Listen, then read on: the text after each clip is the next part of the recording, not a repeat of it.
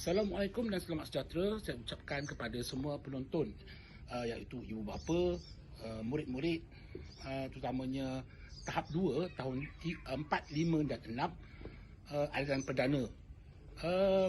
Objektif ini, sebelum itu saya nak ucapkan selamat datang kembali kepada channel unit sukan dan kurikulum SK1 Sultan Alam Shah. Pada hari ini saya akan kongsikan dengan kamu bagaimana cara untuk menanam bayam Brazil dalam pasu. Antara bahan-bahan yang kita perlukan ialah sedikit rumput kering untuk sebagai dasar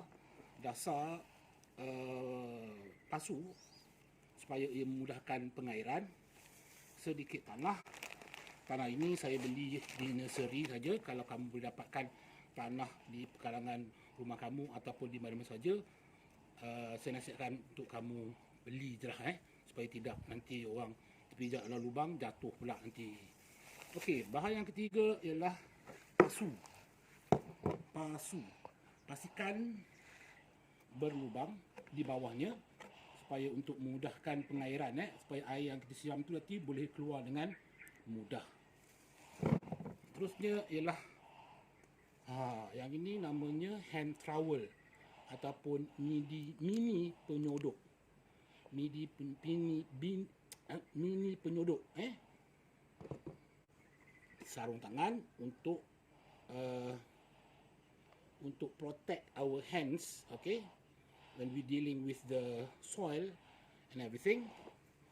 Okay, next is our, nampak bahan hitam ni? Yang hitam ni ialah kompos. Kompos ini ialah saya boleh katakan sebagai baja lah, baja. Kalau kamu tak ada kompos, gunakan tanah saja pun dah cukup. Okey, satu lagi bahan yang perlu dicampur ialah bukan perlu yang boleh dicampur ialah sabut kelapa. Kalau sabut kelapa ini bersifat poros, maknanya air itu mudah mengalir dan dia juga boleh menyerap air, menyerap air. Okey, yang pertama sekali kita perlu pakai glove, sarung tangan, sarung tangan yang merupakan kain ke, yang plastik ke, yang getah ke, suka hati kamu. Yang penting kita mesti melindungi diri kita daripada bahan-bahan yang tidak sepatutnya berada dekat diri kamu lah. Baik. Yang kedua, kita akan masukkan rumput kering ke dalam pasu. Masukkan saja lebih kurang setebal 2 ataupun 3 cm, tebalkan macam tu.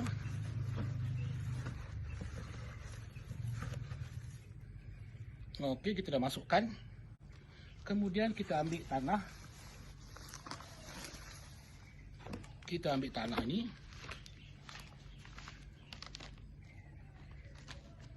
Kemudian kita akan masukkan ke dalam besin yang bercampur dengan kompos dan juga sabut kelapa.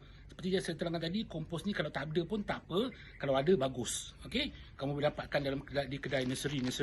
Begitu juga dengan sabut kelapa dan juga tanah. Saya suka menggunakan campuran sendiri. Kemudian kita ambil hand trowel ni dan kita gaulkan. Susah sangat, kita pakai tangan saja pun boleh. Kalau kita dah pakai glove, dan kita ada hand protection, kita gaulkan ke semua bahan-bahan tadi. Ingat, ini bukan rancangan masak.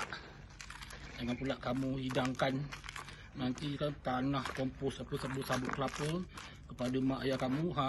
Sudah. Kita gaulkan dia sehingga dia sebati lah.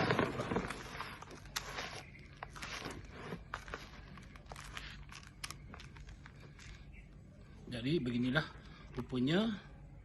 Setelah digaul bahan-bahan tadi, kita akan masukkan ke dalam pasu. Okey, kita masukkan dalam pasu. Tanah yang kita gaulkan tadi.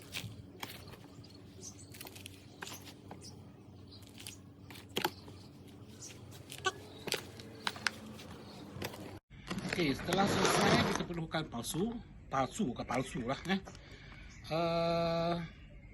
kita tinggalkan dalam lebih kurang 2 inci 2 cm lah, 2 cm ataupun 3 cm daripada mulut palsu ni Okey, untuk bahan yang seterusnya ialah bayam. Okey, kalau kita nak tanam bayam Brazil, tak ada bayam Brazil atau bayam, tak jadilah maknanya kita akan mencari bayam. Okey, mari ikut saya, jom. Okey, mari ikut saya. Di sini ialah tanaman bayam saya bayam saya dah ada saya tanam dalam tayar. Ini proses tanaman dalam tayar Kita ambil saja yang mana yang berkenan di hati. Kita gunting. Okey, 2. Kita perlukan sikit saja kerana dia akan merimbun Sebelum ni saya tanam ni ada 4 cucuk saja. 4 saja yang tercucuk tapi dah merimbun macam ni. Kita ambil 4 lah. 1, 2, 3, 4. Ini dia. Okey. Okey, sebelum itu kita perlu basahkan tanah ni Ini cuma petua daripada saya lah. Kalau nanti kalau kita dah tanam baru kita nak basahkan ataupun kita basahkan dulu ke, itu terpulang lah pada kamu. Okey, yang ni cuma petua daripada saya. Kita basahkan dulu tanah ini Okey, kita dah ambil sumber air kita, semua air pipe saja Okey, cuma ni saya akan basahkan tanah kita. Okey, bawa sikit kamera tu, kameraman memang tak berdaftar. Okey, baik, kita akan spray. Kita akan spray sehingga dia basah.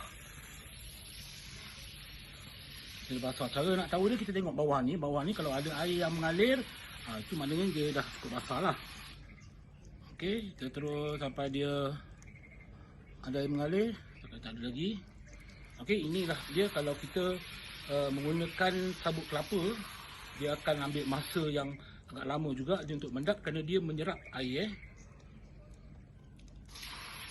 Okey, stop. Baik, yang ini ialah tumbuhan bayam Brazil tadi. Baik, kita cuma buang daun-daunnya yang berada di bahagian bawah dan kita tinggalkan ada 5 ke 6 daun untuk dia tercambah kembali. Baik, dah cukup. Dan proses dia cukup mudah sekali. Okey, kamu cuma perlu tebuk dengan jari saja. Tebuk dengan jari, masukkan dan kemudian tanam. Okey, kamu perlu tekan sikit tanah tu supaya dia dapat berdiri dengan tegak. Okey, ulang langkah yang sama juga. Okey, kita bersihkan dulu. Alright, kita akan tebuk lubang dengan jari. Masukkan bayam Brazil tadi dan kemudian kita akan mampatkan tanah tadi. Jangan mampat sangat, tapi cuma sekadar dia boleh berdiri dan juga menahan siraman air kita nanti. Okey.